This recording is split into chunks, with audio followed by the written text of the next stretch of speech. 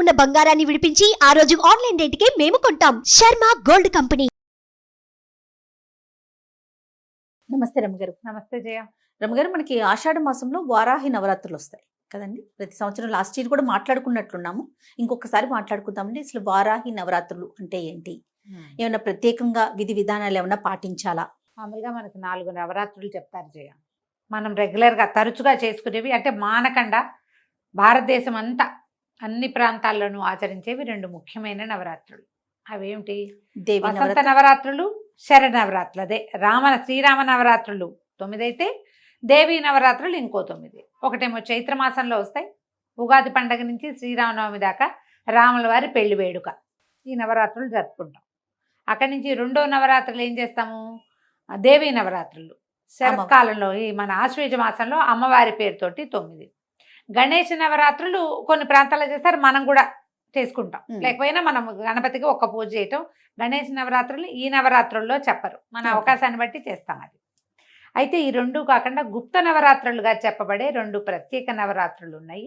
ఒకటి వారాహి నవరాత్రులు, ఇప్పుడు ఆషాఢ మాసపు తొలి రోజు నుంచి నవమి దాకా. 4వది శ్యామల నవరాత్రులు, అది మనకి మాఘమాసపు పాడ్యం నుంచి నవమి దాకా వచ్చేవి. ఈ వారాహి శ్యామల మంత్రాధిష్టాన దేవతలుగా చెప్పబడతారు. అయితే ఈ వారాహి నవరాత్రులు అవి ఇటీవల కాలంలో వెలుగులోకి వచ్చింది. మనకి మనుషులకి ఏమంటారంటే సాధారణంగా జరిగేవి కాకుండా ఏవో చెప్పరానివి, చెప్పలేనివి, తీరనివి, సరిపెట్టుకోలేనివి అలాంటి ఇబ్బందులు వస్తూ ఉంటాయి. ఈ జాతకాలు చూపించుకును, లేకపోతే ఎవరైనా గురువు గారిని ఆశ్రయించు ఉన్నప్పుడు ఈ సాధారణ దేవతారాధన కాకుండా ఉగ్రదేవతారాధన కూడా చెప్పబడుతుంది జాతక రీత్యా. ఓకే. అట్లా రేర్గా అప్పుడప్పుడు ఇది చదువుకోండి అని చెప్పబడే విషయాల్లో దశమహావిద్యలు ప్రత్యేకమైనవి. అలాగే ఈ వారాహి శ్యామల ఇవి మంత్రబోధ ఉండి చేసుకునే వాళ్ళు చెదురుమదురుగా అక్కడక్కడ కనపడతారు. నార్త్ ఇండియాలో కొంచెం ఎక్కువ కనిపిస్తుంది మనకంటే, ఎందుకంటే వాళ్ళు చండీ పారాయణము అవి చేస్తారు. ఓకే. దసరాల్లో అసలు చండీ పారాయణ అవి మనకు ఉండవు. మనం రోజువారీ అమ్మవారికి ఎంతసేపు అలంకారం చేసుకున్నామా, నైవేద్యం పెట్టామో, ప్రసాదం ఇవాళ రంగు ఏమిటి, వాళ్ళ ప్రసాదం ఏమిటి, వాళ్ళు ఏం పువ్వు సమర్పించాలి, ఇందులోనే ఉండి లలితా సహస్రాలు అవి చదువుకుంటాం తప్ప, లేకపోతే రోజువారీ దేవతకున్న అష్టోత్తరం చదువుకుని సాధారణ పూజ అందరం చేసుకుంటాం. దేవాలయాల్లో విశేషంగా జరిగినా కూడా చండీ పారాయణలు అవి మన ప్రాంతంలో చేయరు, నార్త్లో చేస్తారు. ఓకే.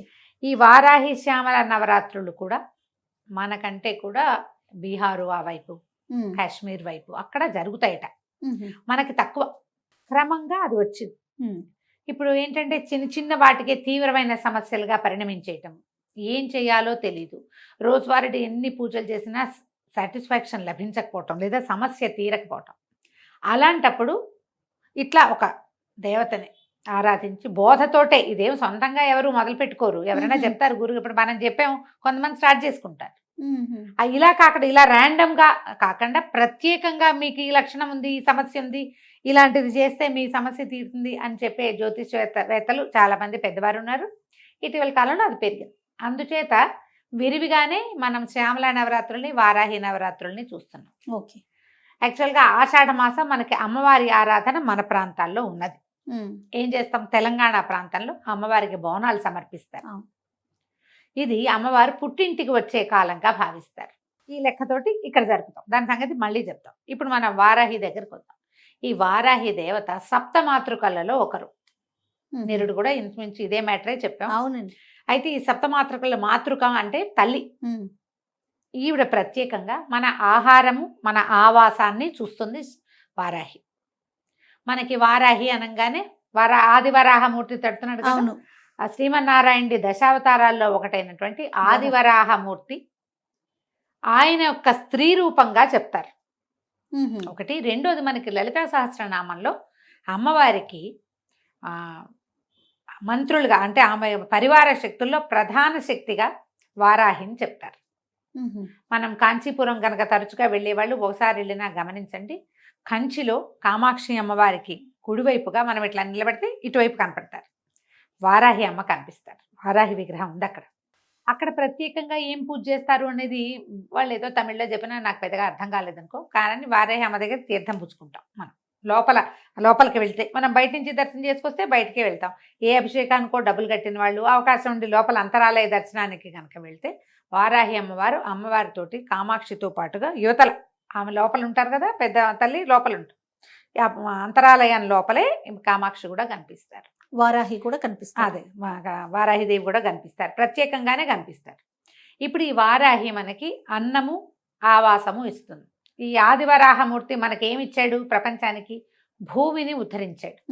మనం ఏదైనా ఇల్లు వాకిలి కొనుక్కోవాలంటే ఏం చేయాలంటే ఆదివరాహ స్వామిని కొలుస్తాం. వారాహిని కొలిసినా మనకు అది లభిస్తుంది. ఆహారము ఆవాసము, మనం ఇల్లు కావాలన్నా తిండి అంటే మనకి తరతరాలుకి సరిపడే అంత మనకి ఇది కావాలన్నా కూడా పంటలు, పాడి పంటలు వ్యవహారాల్లో ఆహారం అంటే పంటలే కదా. అవునవును. వీటికి సంబంధించి వారాహిని ఆరాధిస్తే మంచి అవకాశం లభిస్తుంది. ఆడపిల్లల అత్తారిళ్లలో కుదురుకోలేకుండా ఉంటారు, వాళ్ళకి కూడా వారాహి పనిచేస్తుంది. ఈ అమ్మవారిని ప్రత్యేక ఆరాధన విషయాలు ఎలా ఉన్నా సరే ఇప్పుడు మనం అవన్నీ చేయలేం. సింపుల్ ఆరాధన చెప్తాను, నేను కూడా చేసేదే. ఈ ఆషాఢ శుద్ధ పాడ్యమి రోజున మీకు కుదిరితే ఏదైనా ఒక చిన్న ఫోటో పెట్టుకోండి. ఫోటో పెట్టుకోకపోయినా పర్వాలేదు, దొరికితే పెట్టుకోవచ్చు. దొరికితే చిన్న ఫోటో పెట్టుకోండి, పసుపు బొట్టు, గంధము బొట్టు పెట్టండి, దీపారాధన చేయండి. వారాహికి సంబంధించిన బోలెడన్ని స్తోత్రాలు దొరుకుతున్నాయి. రోజువారీ పూజలోనే ఆమె కోసం ఆ స్తోత్రం చదువుకోండి. ఈ 10 రోజులు ఒక నియమం పెట్టుకోండి. 10 అంటున్నా కానీ 9 రోజులు ఒక నియమం ఉంచుకోండి. 9 రోజులు మీరు వెజిటేరియన్స్ అయితే ఒక పొద్దో, లేకపోతే ఉల్లిపాయ వెల్లుల్లిపాయ తినకపోవటము, ఓకే, తెల్లవారే దీపం పెట్టడము, ఇవన్నీ అని చెప్పట్లేదమ్మా, అన్నీ చేయగలిగితే మహత్తరంగా ఉంటుంది. ఏదో ఒక నియమం పెట్టుకోండి. ఈ 9 రోజులు ప్రత్యేక పూజా విధానం ఉంది కదా, 9 రోజులు నియమం పెట్టుకోండి. ప్రతిరోజు అన్న నివేదన, ఇది ఒక నియమం. ప్రతిరోజు పానకము, పెసరపప్పు, వడపప్పు నానబెట్టి పెట్టటము, రోజు ఒక కొబ్బరికాయ కొట్టడము, రోజు ఒక ముత్తైదుకి బొట్టు పెట్టి తాంబూలం ఇవ్వటం. అమ్మవారి పెట్టి ఒక తాంబూలాన్ని సమర్పించి ఆ తాంబూలాన్ని సాయంకాలం లోపల ఎవరైనా ఒక ముత్తైదుకి బొట్టు పెట్టి ఇవ్వటం. రోజు ఒకరికే ఇచ్చినా పర్వాలేదమ్మా, ఏం తప్పులేదు. ఓకే, ఇలాగా. ఇక అక్కడి నుంచి ఇవి ద్వాదశ నామావళి ఉంది. వారాహి ద్వాదశ నామావళి చాలా సింపుల్గా మనకి స్తోత్ర నిధి వాటిలలో దొరికేస్తుంది. సింపుల్గా ఉంటుంది. చిన్న స్తోత్రం కూడా ద్వాదశ నామ స్తోత్రము లభిస్తుంది, ద్వాదశ నామావళి లభిస్తుంది. ఒక పెద్ద గంట సేపు చేయలేకపోయినా కూడా ఇలా చేసుకోవచ్చు. చాలా సింపుల్, అది చదువుకోండి. ఓకే. అమ్మవారికి కుంకుమ ఇంతంత పోసేయకండి, ఒక్క చిటిక కుంకుమ పట్టుకుని ఇట్లా పట్టుకోవటం. మీ స్తోత్రం పూర్తయ్యాక అది సమర్పించి దండం పెట్టుకోండి. మీరు వండే అన్నం, మీరు పెట్టే భోజన ఖర్చుతో భోజనం ఎంత అన్నం పెడతారో దానికి ఈ పూజకి సరిపోతుంది. బాగా చేయదలుచుకుంటే ఇంకా మీ ఇష్టం. మీరు ప్రతిరోజు చాలా మందికి భోజనం పెడతా, ఇంతంత ప్రసాదం ఉండి అందరికీ పెడతానంటే అవన్నీ మీ ఇష్టం. అన్న నివేదన చాలా మంచిది. అమ్మవారికి పానకము, వడపప్పు పెట్టుకోవచ్చు, ఏవైనా ఫలాలు నివేదించుకోవచ్చు. 2 పూటలా చేయగలిగితే కూడా మంచిదే.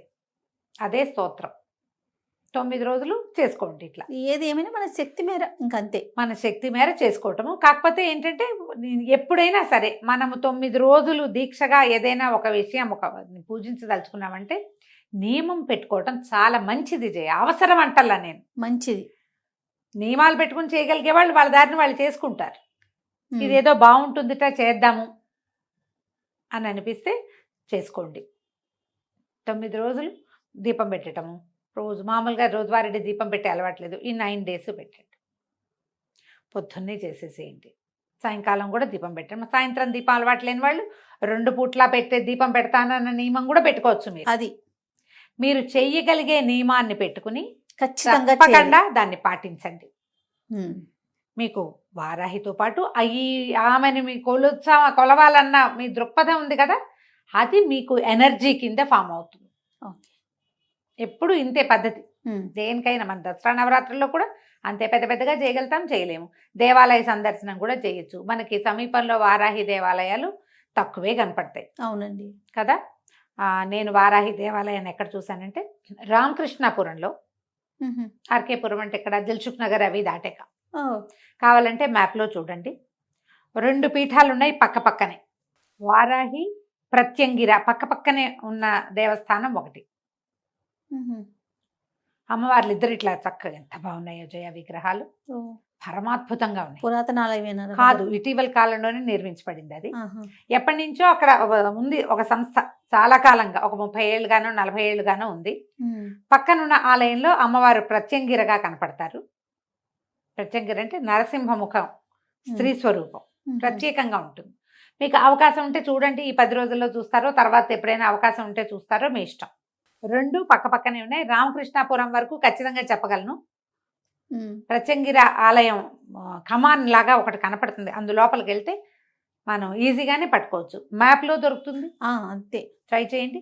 2 సంస్థలు పక్కనే ఉన్నాయి, 2 చోట్ల విశేషమైన అర్చన ఉంది, అద్భుతమైన దర్శనాలు ఉన్నాయి. చాలా బాగుంది, చిన్నవి ఇవి, చూడ్డానికి చాలా బాగుంది. ఇంకా ఎక్కడైనా మీ ఇంటి చుట్టుపక్కల పురాతన ఆలయాల్లో ఎక్కడైనా వారాహి స్వరూపం అమ్మవారి దేవాలయాల్లో ఉంటే గనక, ఇంకొక వారాహి దేవాలయం ఎక్కడ చూశానంటే నేను, ఇది హెచ్ఎంటి ఆఫీసర్స్ కాలనీ సికింద్రాబాద్, అక్కడ కూడా ఒక వారాహి మఠం వారి ఆధ్వర్యంలో సింహవారాహి అమ్మవారు ఇంతున్నారు. చాలా బాగుంది, చిట్టి దేవాలయమే, కానీ అమ్మవారు మంచి కళగా చాలా పవర్ఫుల్ గా కనపడ్డారు. అక్కడ ఏవో హోమాలు అవి జరుగుతాయి. ఇప్పుడు నేను చెప్పిన ఇక్కడ కూడా రామకృష్ణాపురంలో కూడా హోమాలు అవి విశేషంగా జరుగుతాయి.